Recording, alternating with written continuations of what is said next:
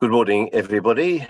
This is David Marsh from OMFIF, and I'm very pleased to be introducing Ignazio Visco, who's the governor of the Banca d'Italia, who's one of the most experienced people on the governing council of the ECB. And of course, there's been a great deal of action there lately with the 75 basis point interest rate increase that we had just last week, following a round of action earlier on. Deposit rate is now 1.5%. There's people who'd say it should be 2% by the end of the year, which could be a broadly neutral level. We have the background with the United States having also hiked rates by 75 basis points yesterday, and we're awaiting the Bank of England decision today. There's a new government in Italy, headed by Giorgia Meloni. She made a speech which was a little bit antagonistic towards the ECB just the other day. That's something to comment on. And of course, there's the uncertain situation regarding the war in Ukraine, China, the United States, Britain, and everywhere else. Britain at the moment looks a slightly less stable place than Italy, I might say, from some points of view. So there's a lot to talk about. Ignazio, thank you very much indeed for being with us. This is all totally on the record, of course. This is being live streamed according to all the usual rules of the ECB communication. So I'm looking forward very much to what you have to say. Please give us a few opening thoughts from you, and then we'll go into a Q&A. But thank you very much for being with us today. Thank you very much, David. Well, I will basically give a very brief overview of the outlook for the Italian economy and say a few words about the current and future stance of monetary policy from my standpoint. There are, I think, however, two main issues I would start with. The first is that at the global level, there is certainly a substantial increase in uncertainty. And the second, it has to do with this inflation surge, which is very rapid and substantial. On uncertainty, I believe that clearly this is very much affected by the Russian aggression in Ukraine. Well, we have been seeing substantial fluctuations in energy prices, certainly in the euro area. If you just consider gas prices, we started with 20 euros per megawatt hour early last year. It went up to 300 and plus, 340, 150 as a maximum. It is now at around 100. So fluctuations is pretty important. This adds uncertainty, but at the same time, we have to understand what's going to take place next year. We may look at future prices with all the limitations they have. They suggest that we most likely will remain above 100 over next year, with obvious effects on costs for business and purchasing power for households. At the same time, food prices have also increased substantially. They come down after the agreement between Russia and Ukraine of delivering grain from the Black Sea ports. But as we understand from the last decisions by Russia, this is still very uncertain, and it is a confirmation, the fact that Russia has basically suspended this agreement of the state of great uncertainty, which is connected with the developments of the war.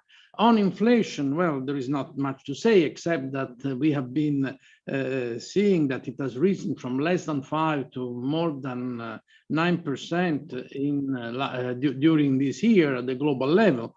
And the response from central banks has obviously been that of tightening monetary conditions. It has taken place, it is taking place in advanced economies, it's taking place in emerging economies as well, in some of the less developed ones.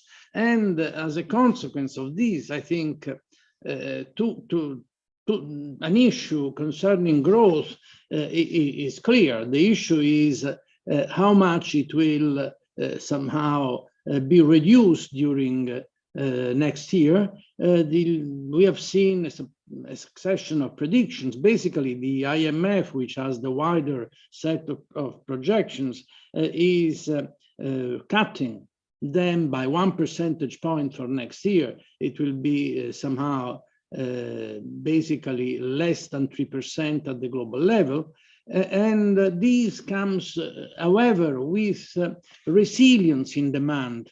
And we are still observing demand figures that are not easy to interpret. In our country, the third quarter, it is still a provisional estimate, so we have to take that with a grain of salt, but indicates that rather than what was widely expected as a small fall, it has shown an increase in real activity in GDP by 0.5% on a quarter-to-quarter basis, which is, they say, the statistical department say, it is mostly or only due to service sector. This has to do with tourism, of course. But we also see some resilience in the labor market, which on one side is very welcome. On the other, I mean, makes us to think that, at least for this year, the kind of scenarios that we have developed may even turn for the better. We had two scenarios with our bulletin last October. The first was a relatively benign one. It pointed out that if nothing exceptional happens with respect to the inflows of gas from Russia and other uncertainty factors, we may somehow close this year around 3.5% and have a slight reduction, more or less, of the about 0.5% growth for next year. I mean, substantial reduction, but still a slight positive result for next year. And what we would observe is a diminishing of consumption because of the effects of purchasing power of the substantial increase in consumer prices that's going probably to remain also for next year. And at the same time, however, investment will decelerate, but will not become negative next year. On the other hand, we have also a more severe scenario. The other scenario is basically the one that considers that imports of gas from Russia will be shut off by the end of this year. Uncertainty will increase. Trade at the world level will be reduced. And the result would be for Italy, at least, a fall of 1.5% next year in GDP, which would start from this quarter. Now, these scenarios have, as I said, been produced before the latest data on third quarter output, which mechanically may transfer to somehow a higher carry-on for next year.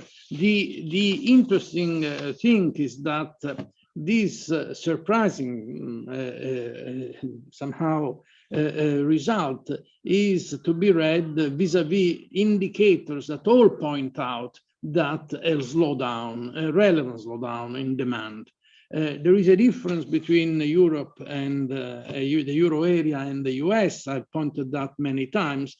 Basically, the excess demand that is really present in the US is not visible in the euro area, except considering the fact that labor markets are resilient, that somehow there are not major, there is not a major evidence of so far of a reduction in demand. The risks are, however, downwards. I think on one side, there is an obvious risk that comes from geopolitical context. The other is the outlook of other major economies. I mean, the US is the first and foremost a candidate for a negative result in economic activity next year, also as a consequence of the effect of a very restrictive monetary policy that is there to curb demand. At the same time, China is far from showing strength. We are observing basically still a very fragile construction sector, even if we have lack a lot of information from China these days. And obviously, if inflation is going to persist, higher than we project now, these will have an effect on households' incomes, and therefore will basically contribute to a reduction in activity next year. But despite this outlook, which is clearly worsening, if we consider Italy's position both on the current account and public debt, I think there is nothing to worry too much about. On the current account, we still have a net foreign position, even if there might be a negative effect and therefore some deficit coming from the increase in oil prices. On the debt to GDP ratio, we have observed a substantial reduction from the height that was reached in 2020. Basically, the debt to GDP increased by 20 percentage points. By the end of this year, it should be half of that, that is 10.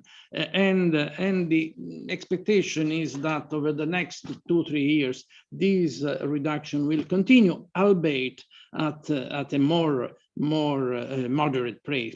Just a little interruption from me there, Ignazio. That is actually partly the effect of inflation, isn't it? The nominal GDP rise has been quite large, and this is very helpful. No, well, very helpful. I don't know. I mean, it depends. There is always, inflation is always a tax. So this is the working of an inflation tax. So you may say what you like about taxes. Certainly, we are not engineering a tax in this sense. It's not your fault, but it's a useful product, you might say. Well, but obviously, it has also to do with the recovery, much stronger than expected in real activity. You remember there was a reduction in income of about close to 10% in 2020 because of the pandemic. Well, it has fully recovered, and it is more than recovered. No, it has to be said that your performance has been much better relative to Germany after this crisis than it was after the 2007-2008 crisis. Italy's relative performance in the aftermath has been substantially positive.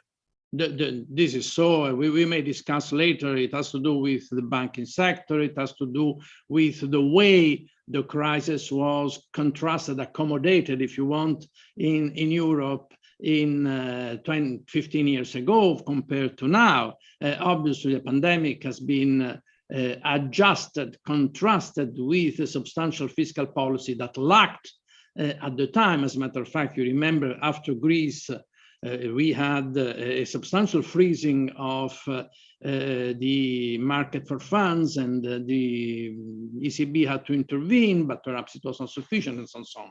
But now I think conditions are better.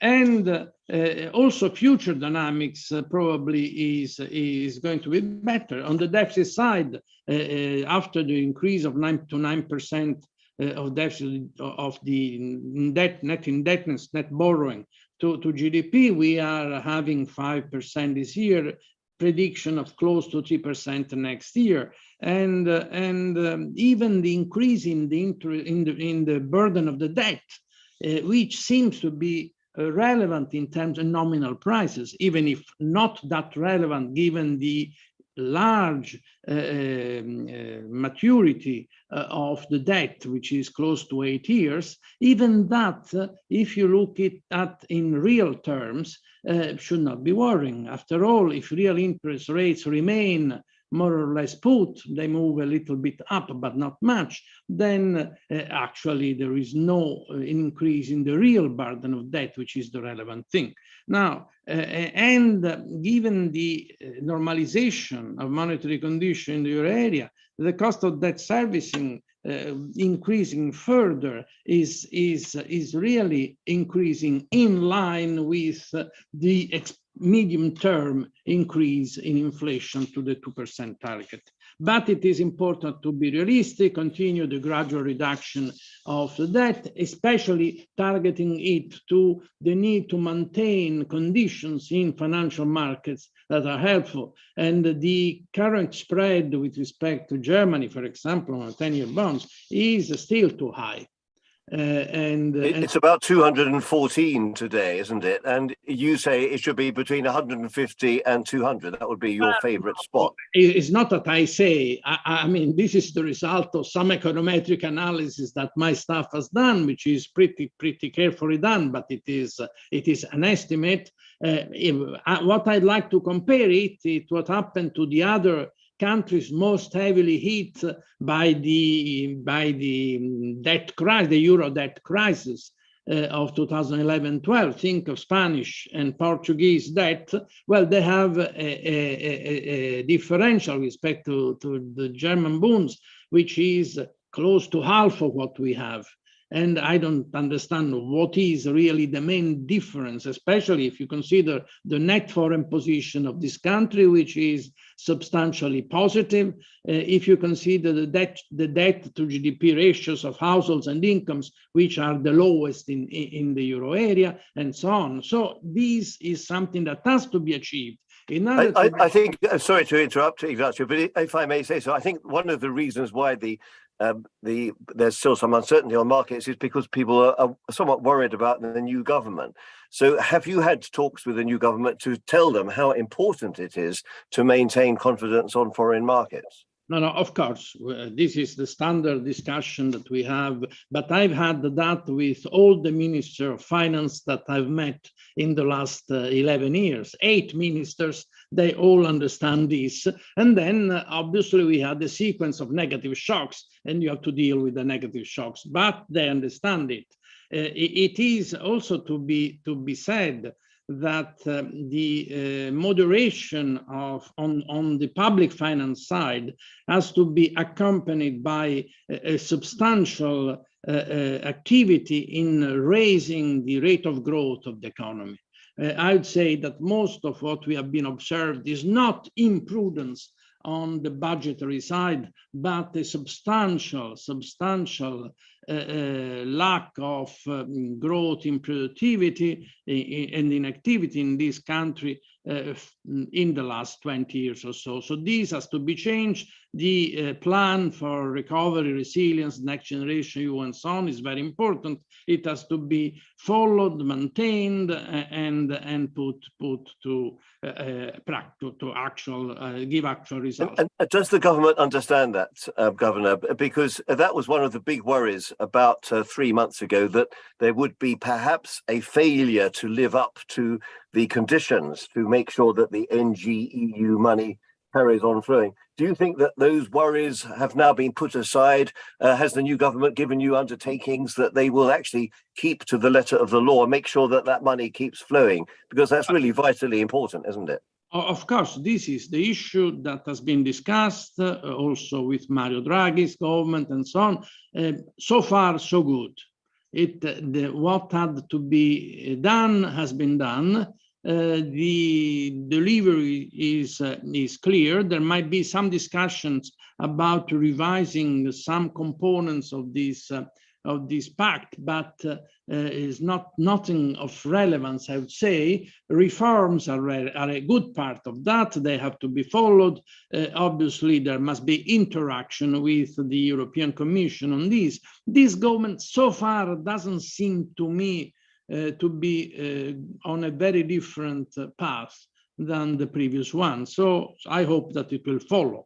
You mentioned Mr. Draghi. Is he still talking behind the scenes to the government, including to Mrs. Meloni? Well, what do you mean? Obviously, the Bank of Italy is part of the interaction with the government, but it is independent. I know, but Mr. Draghi, as the former prime minister, do you think he's still maintaining some contact behind the scenes, as might be usual between prime ministers previous and present? It would be useful and helpful, I think, if the markets knew that there was still some kind of steadying hand of Mario Draghi behind the scene.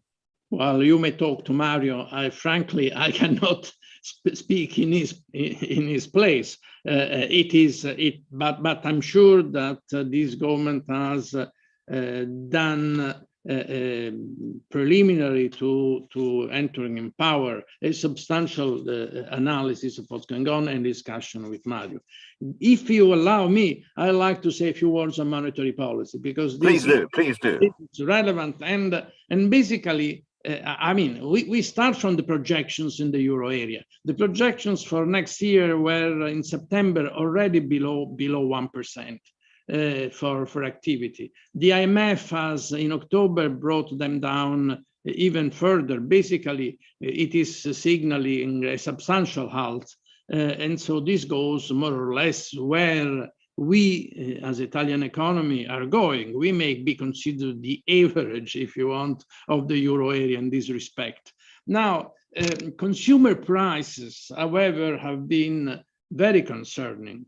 And there is a lot of discussion whether the ECB started too late or not, and so on, whether there have been incredible errors in projections. Well, error in projections have been very high. But I don't think that started late. Even in September, we still were observing core inflation much below our objectives. There was some observation of bottlenecks also in Europe, but much less, extremely reduced with respect to the United States.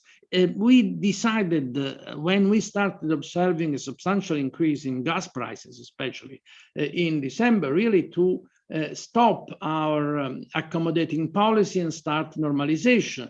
Normalization has been, the word it tells it. Normalization means that you gradually tighten. And this is what we have been doing. It has, the mistakes, the errors of projections have been mainly caused by errors in the assumptions related to raw material prices. But is gradual now 0.75 a month?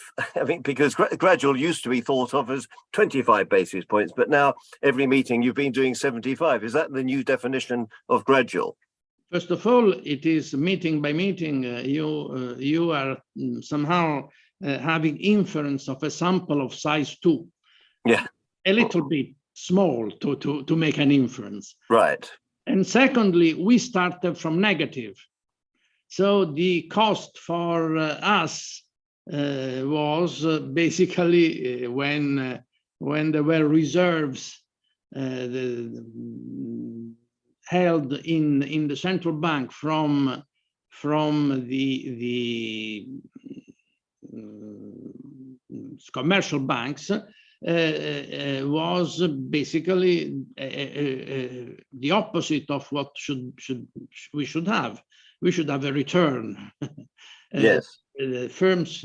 So in this sense, basically, what we observed is an increase of 2 percentage points from -0.5 to 1.5. So we still are very far from other countries, but I don't think that we should expect really to react to the way the Fed has done, because our objective is twofold: avoid the inflation disanchoring, inflation expectations, basically disanchoring from the objective we have. We talked a lot about symmetric, but it is a 2% rate of inflation, not day by day, but in the medium term. And the second is, with this disanchoring, avoiding that not only that it happens, but also there are effects on wages and prices. A spiral may start. I always make this observation. We have been hit by a substantial supply shock. We thought that it would have been temporary, but the war in Ukraine has made it permanent to an extent, and also very unpredictable. This supply shock, it comes with an increase in energy prices. This increase in energy prices is a tax on all of us. The tax should probably be redistributed, allowing those who are more heavily hit to sustain it, and avoiding, however, that it is transferred from one to the other, generating inflation, because you cannot avoid paying this tax. At the same time, you should try not really to having the future generations paying this tax by using the budget too much proactively to compensate for it. So I know, I recognise that, but just getting back to monetary policy just for a moment, please. Would it be a fair assumption to think that we should then get back to normal would be, or neutral would be 2% at the end of the year for the deposit rate? I know you make up your mind meeting by meeting. You can't say too much about what might happen in December, but would that be a fair assumption that fair-minded, logical people should have, that the deposit rate will be 2% by the end of the year? We are at 1.5%. I say that we should be gradual but continuous. So do whatever you want and make your own forecast, but don't talk, please, of neutral rates. I think I really object to this consideration, this reference. It's a reference for the medium term, equilibrium, possibly unstable. It is not a reference for where we have to go meeting by meeting. Natural rates, Vixelian kind of natural rates, are a theoretical construct of no use. No, I take your point. I take your point on that. It can be sometimes banded around a bit in a too generalized way. I read your economic bulletin in October, and this is just one question before we'll go to some audience questions, if I may. Many people want to put questions to you. But in October, in your bulletin, you spoke about the TPI, a very interesting article. And you said the good thing about the TPI is that it's actually going to be better and more effective than the flexible reinvestment of the PEPP because it's unlimited. You also said it's permanent. But surely the whole idea about the TPI is that if it comes in, it's supposed to be just a short, sharp burst of purchasing of government bonds. So how come the TPI is going to be permanent? Very well. So first, we are already in the Q&A. That's fine. I will answer that. I would have said a few things about TPI in my presentation now, but that's fine. First of all, the first line of defense we have said is flexibility in PEP. Defense against what? The defense, we say, against fragmentation. But basically, fragmentation is the differences in the way financial markets at the domestic level behave in transmitting the impulses of monetary policy. So if in our case there is quote unquote speculation against a particular market, then if this speculation has no meaning in imbalances, structural imbalances, either macroeconomic or in the financial senses, be them associated, for example, with public finances, then it is this instrument is the instrument that tells financial markets, you try, we counter you, you make losses. The idea would be not to use that if financial markets understand our determination.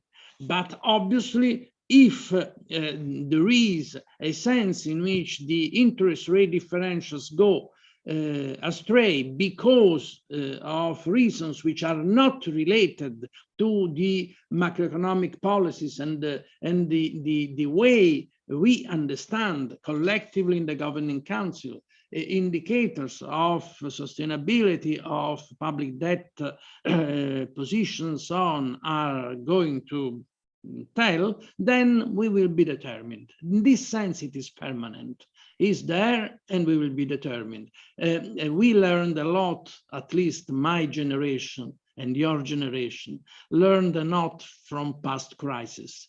If you say that you intervene, it has to be an intervention that is unlimited. Otherwise, there are some interesting people, very smart, who may somehow counter you until the point in which you are not ready anymore to intervene. In this sense, I don't think there is any problem in intervening. And we have shown that when there was a problem, we could do it. We have shown that in March 2020, but there are many other instances. No, well, thank you very much. That's very important what you've just said. Just a further refinement from me, and then we'll go on to the first question, which is Silvia Dall'Angelo from Federated Hermes. But with the TPI, it is said that if the speculation takes place and this is somehow unwarranted, therefore it is warranted for intervention to take place. I understand that. What happens though if you start the intervention and then a politician gets up and makes a statement which seems to make the speculation justified, and then the intervention would no longer be warranted? Do you just stop the intervention, or do you start selling back the bonds? Well, first of all, I mean, this is an if statement. There's lots of hypotheses in there, but that life is like that. Usually, David, the counterfactual comes after the fact, not before the fact. And so, and we will determine to explain not to make this statement. Of course, there have been statements like this. And you might have seen that the Italian spread has moved up and then before going now down, but still too high. And markets have to listen to that. And then after a statement, we will basically wait for the understanding that a statement may be not appropriate, not correct. If the statement is, however, is followed by action, then obviously this is a condition for not intervening. I understand. That is very clear. And I hope that Giorgia Meloni also understands that too. I'm sure she does. Let's have the first question now, please, from Silvia Dall'Angelo. Please put on your microphone and your video and ask the question, Silvia. Good morning. Thank you, Governor, for your remarks. Very useful. I will go back to the question of monetary policy. I understand you're not a big fan of this concept of neutral rate because it is elusive and it is valid of the medium term. So maybe a way to rephrase the question about what the ECB should do in the current challenging environment is to, well, ask you where you see the appropriate level for interest rate, for the policy rate in the current environment. Financial markets, short-term rate market, see the terminal rate for the ECB at about 3% next year. Do you think the ECB will have to go that far to avoid second round effects, given the challenges from the economic outlook? It's a possibility. The point here is, first of all, this 3% is to be corrected for the inflation premium. So the risk there that somehow there is volatility. So figures are a little bit below that, but this is in the range of the rates that we may reach. The point is that, my point is that we have to move, taking into account, however, both the risks of too high or excessively high inflation being maintained for too long, and the risk on the other side that a worsening of economic conditions affecting also the claims on wages and costs and so on, and therefore making for the current projections perhaps lower than we have put them. The important thing is, when I say gradual and progressive, is that I look at the impact it may have exactly on fragmentation or the risks of stability, financial stability. So we have to have them in mind. If we have a steady hand, and if we have a cool head or blood or cold blood, as people say, well, this is a progression that is part of normalization, and at the end of the story, we will end up with a 2%, if you want, inflation target reached, and a real interest rate that will not be very different from what we are observing now. It's just on that point. We've had a couple of questions relating to what Silvia just said about what the Spanish governor, who has mentioned this target consistent terminal rate of 2.25 to 2.5%. Fabrizio Panetta also said this as well. Is this something which you could understand, this view about what the target consistent terminal rate is? It may also be a terminology you don't agree with totally, but could you just comment on those statements? Obviously, I have commented with Pablo a lot about this. The first thing is that I don't like the word terminal. It's very sad. Yes.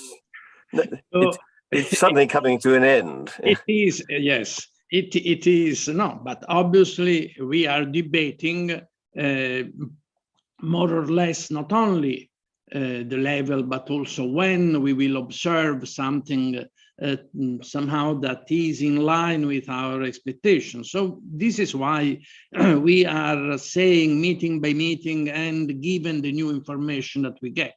I mean, we cannot tie our hands. On the other hand, when we take decisions, we always have to have an idea of the longer term and then trying to reach that if there is something that changes, we modify our actions. My impression is that all the figures that you have mentioned are reasonable ones. And so this is more or less the way I would move. I don't think that they, as I was saying, will have major effects on the burden of the debt of any country, because they come with a state of inflation that is still unacceptable. Real rates are still negative now. And the markets are somehow, the one that Silvia was mentioning, are pointing out to barely positive 1 year real rates by the end of next year. So far, there is nothing to be worried about. The big problem, very big problem, is to observe what will happen to wages and price expectations. Price expectations, for the time being, we see them coming back to around 2% by as our projections by 2024. And the only exception is households, which have a little bit higher expectations, about 3%. The reason is that maybe that households are more backward looking than the markets or even the economists who are engaged in these exercises, and also that the weight of expectations of households that are less well off are heavily conditioned by the most volatile components of prices, which is energy and food. So this may make... No, that makes perfect sense. Let's have the next question, please. That's Matteo Carminetta from Bearing. So, Matteo. Thank you very much, Governor, for the remarks and for taking my question, which I would like to focus on financial stability, since you just mentioned that. And basically, we have seen that U.S. rates still have quite an impact on European rates, especially at the long end of the curve. And even yesterday with the Fed, it was a good example. We have seen BTPs, for example, 10-year BTPs already 20 basis points higher today on the back of what Jerome Powell said. The euro has depreciated, creates more inflation. So if the U.S. avoids a recession, which seems possible, and if the Fed will remain pretty aggressive on tightening next year, and you have on top of that the QE, the end, sorry, of QE, of net purchases of the ECB, is already creating that the issuance of bonds in Europe, net of ECB buying, is going to increase considerably next year. Isn't that creating a pretty, if you want, complicated moment for doing QT for the ECB next year? Couldn't that be really what tips the balance of stability in Europe? No. You understand, we live in difficult times. I'm sure that even Barings in its decisions to somehow differentiate the portfolio must consider this uncertainty at length. My impression is that there is some transmission. There is some transmission from financial conditions in the US elsewhere in the world. Not much to Europe. It is mostly to emerging economies, mostly to those economies who really cannot bear that. In our case, obviously, as flows move, you will observe two things: the raising rates from the places where they move from and the depreciation of the currency. we do not live in the years, you were not born then, but I lived in the 70s and 80s, in which basically the depreciation of the currencies added extremely on the wage price spirals. I don't think that we are seeing them. We may see some movements, but the euro is strong in that respect. And obviously it must reflect the flows of capital that is taking place now. But I think it's a rather normal. On the transmission on the longer term of the fact that this comes together with our tightening, if you want, or normalization, but also tightening on the quantitative sense. Well, this is why we have to proceed carefully, and we will proceed carefully. We will assess the way to act on the end of reinvestment of a good part of the components of our asset purchases that were meant to fight the risk of deflation, and were successful in this. Nobody tells anymore or underlines how successful we have been to avoid deflation. I mean, as I said before, counterfactual only come from after the fact. My impression is that any counterfactual may provides somehow support to the idea that monetary policy has been right in addressing that risk. Now, we will certainly have some effect from the reduction of reinvestment. It will be gradual, it will be very well thought.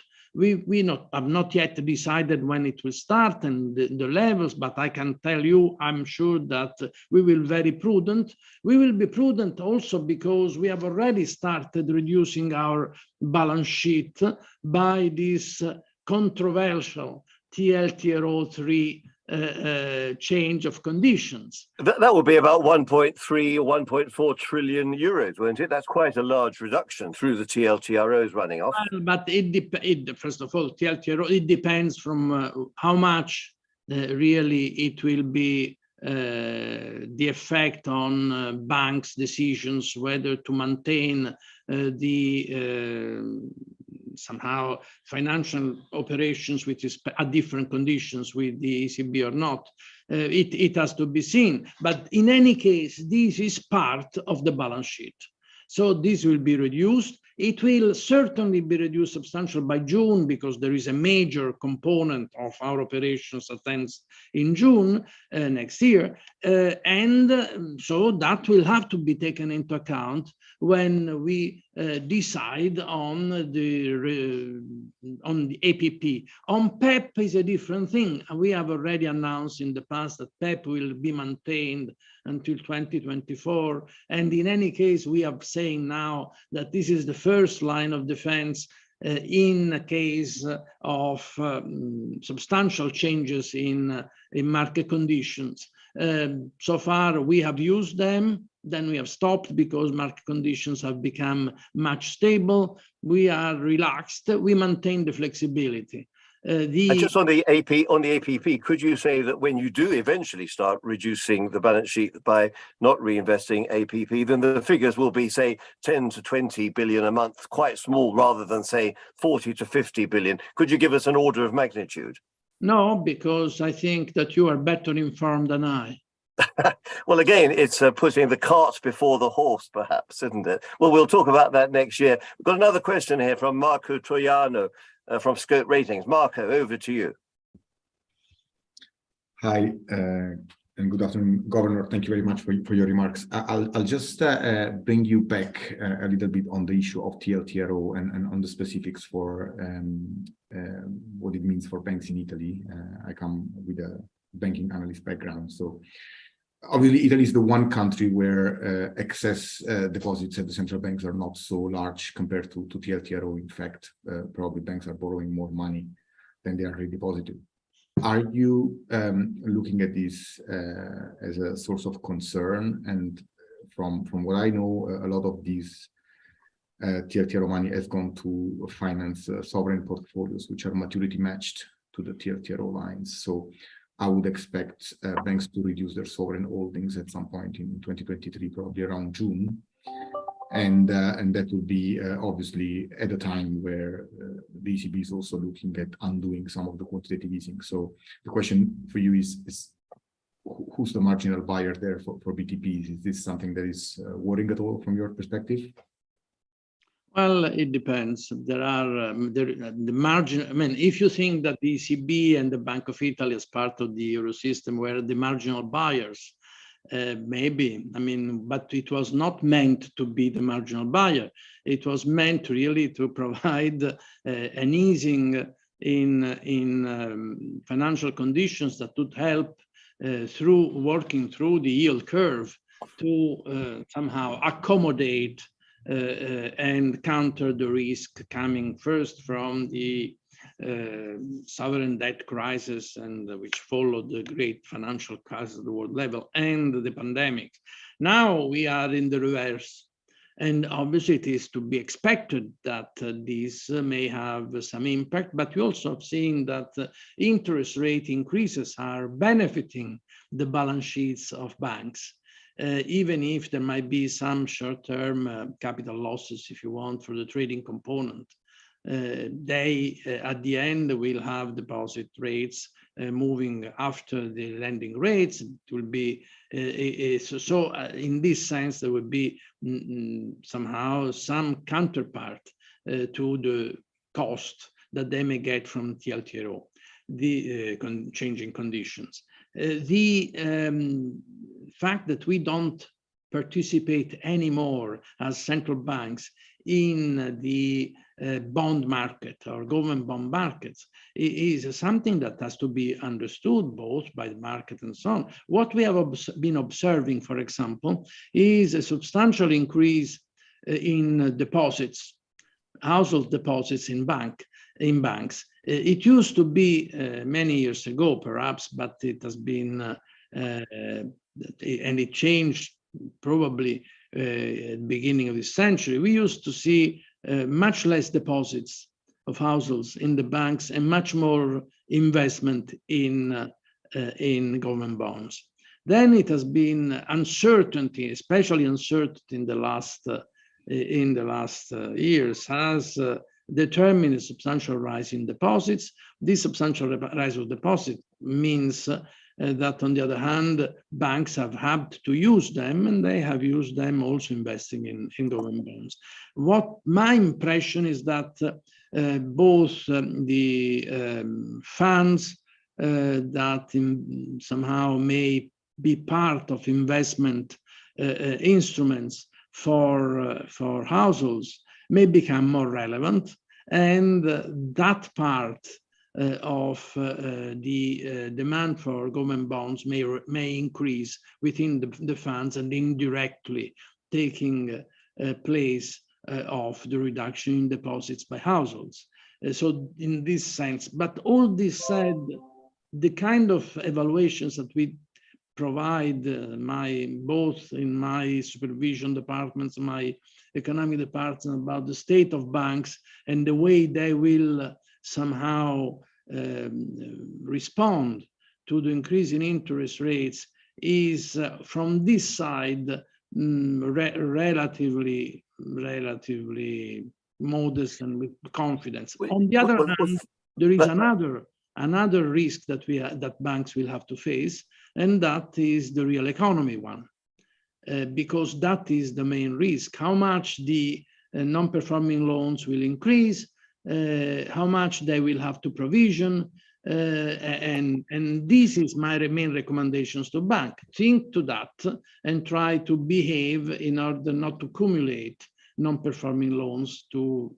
That's very, very helpful. I'm really pleased that we managed to talk about the banks. There's a number of other questions. We've got about 12 minutes to go. I'm going to simply read out the question from Santi Pinol, who is the Italy correspondent for Market News. He's got two quite interesting questions. One relates to expectations and to wage bargaining and so on. He says, do you have any number on how much GDP economic pain is needed to bring inflation down to 2%? And then the second question is regarding on the TPI.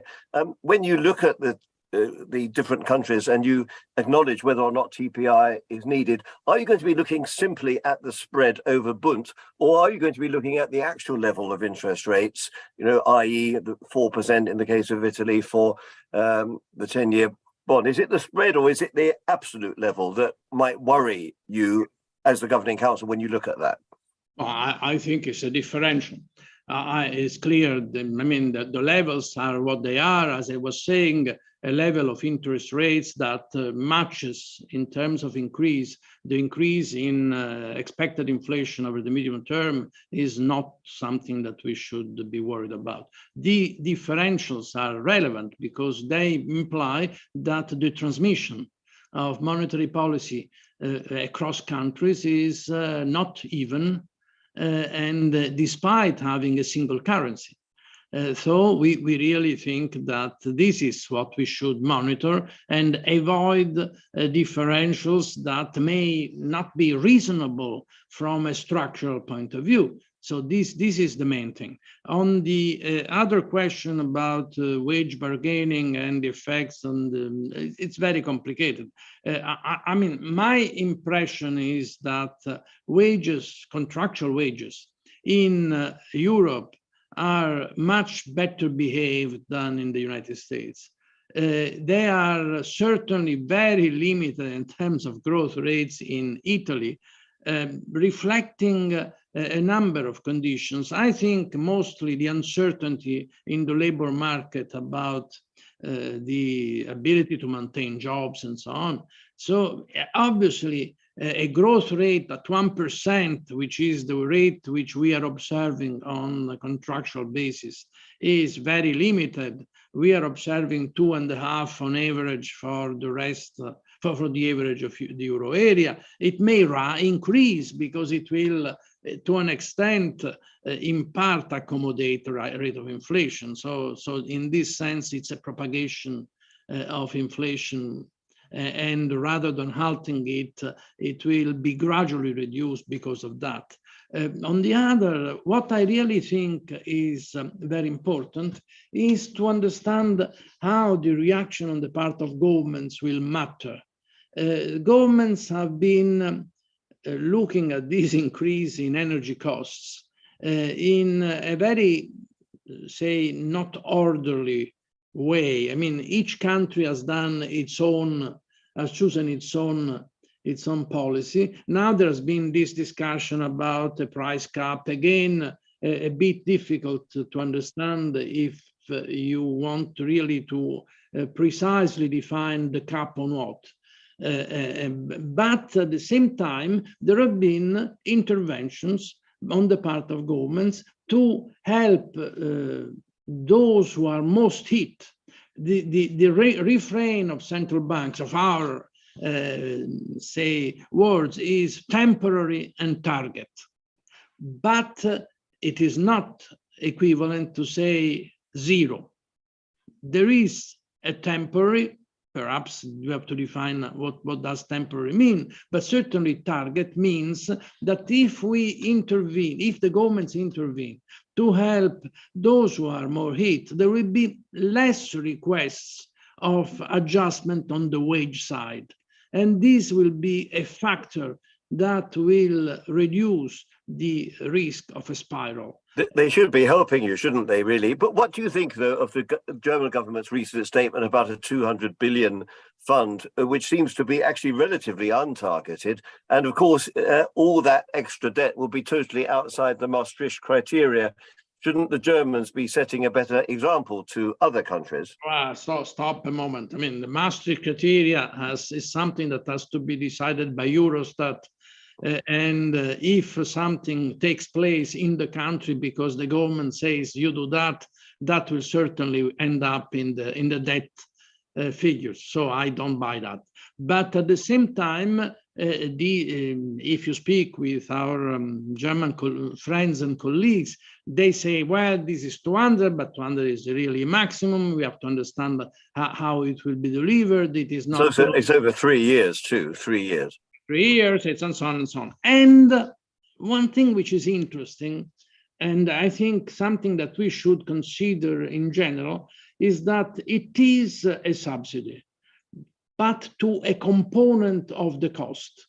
There is a component or another component of the cost which will not be compensated in order to maintain the price signal that comes from this incredible jump in energy prices, which is that signal which may push for a substitution of fossil energy from with what we may see green, if you want, and still to be better understood how implemented in different countries energy. Yeah, well, that's a very good point. I've got a question here from our old friend Marc-Olivier Strauss-Kahn, the Honorary Director General at the Banque de France. And he says, going back to what you said before about real interest rates, he said, people may be confused that the ex-post real rate remains very negative, but the expected real rate is becoming positive if the ECB is credible. Can you comment on that? Well, it is difficult. I think every interest rate is the result of the nominal and expected inflation. So in this sense, I have a difficulty in considering the calculation of real rates, subtracting from them actual inflation. I think real rates have to be defined out of expected inflation, and it is the issue really is whether these interest rates that are being determined in the market after our decisions are going to match actual or expected. So far, they match expected inflation. They are not moving in line with the actual inflation. And if you take the 5 years expectations, you see that they are maintained at 2%. So the credibility, I think, of the central bank is not in question. Okay, well, there's just time for two more questions from the audience. I'm going to paraphrase them. One goes back to the recovery and resilience plan. There's a couple of questions on this, but I'll pull them together. How are the pace of disbursements going so far in Italy? Has this lived up to expectations? Is there substantial room, do you think, for more to be dispersed? Because that could actually give quite a good boost to the economy, particularly next year if we get into more difficult times. Well, this is a question which has two components. One is what has been done up to now. And as I said, up to now, all what had to be delivered has been delivered. It is still, however, in a planning phase. It's not yet implementation. That is, we really have to see the result. So far, the main decisions of public investment go in the right direction. And the new government under Giorgia Meloni, she's giving full emphasis, is she, to make sure that this remains on track? I know we mentioned this before, but I believe as far as the investment is considered, yes. There are two further components. The first is local investment. Local infrastructure decisions it is a very decentralized thing. As you know, there is an escape clause that says if there is no progress on that side, then the central government will intervene to make sure. And these clearly, the changing government comes at the moment in which these has to take place. So we have to be sure that this is well understood. We will keep saying, but I'm sure that this is clear. The point is how effective it will be, because we know that local governments at times lack the ability to spend the fund timely and secure. That's very important. Also, the questioner says, what about Daniele Franco? He played a very substantial role as finance minister in making sure that this program was efficient. Will he carry on playing some kind of role associated with the disbursement of funds, or will he return to the Banca d'Italia? Again, you have to talk to him. Daniele has been my deputy for some time. I was the head of research when he was in the public finance area. He is one of the best, greatest experts, even if it comes from the central bank. But the Bank of Italy is a peculiar bank. It has a large number of economists who work on the real economy, on public finance. He's one of the best experts on public finance, not only in Italy, but in Europe. So I think it will be important for him to continue. But for the time being, he's taking a rest. We will ask him. And then the final question is on target 2 balances. There's a big substantial negative figure for Italy and a large positive figure for Germany, for the Bundesbank.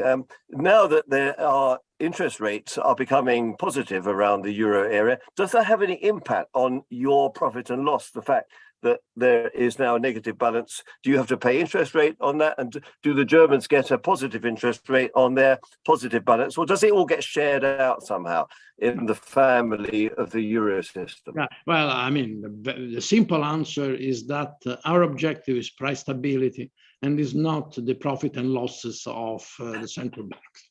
That's the simplest answer. The second is, obviously, we had, as national central banks, but also ECB, very substantial profits in the past few years because of the QE. And this is the possible effect of getting out from that state. So you had a cycle of very high profits, but we don't target the profits.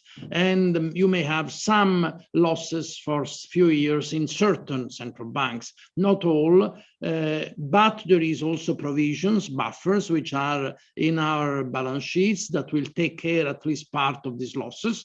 And then we will probably project a return to normal conditions over time. There is nothing to be alarmed about this. Monetary policy operations can be done without taking care of the balance sheets. Balance sheets are important for the reputation of central banks and financial independence. So this is not something that should be minimized, but governments will have to remember that they got a lot from the profits that the central banks made during this year.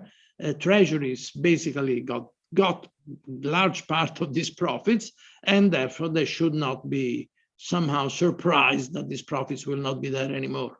That's very good. The Banca d'Italia has been, in many senses of the word, a kind of golden goose, because, of course, you have held on to your gold as well, which was a sensible thing to do, I think, in the last 20 to 30 years.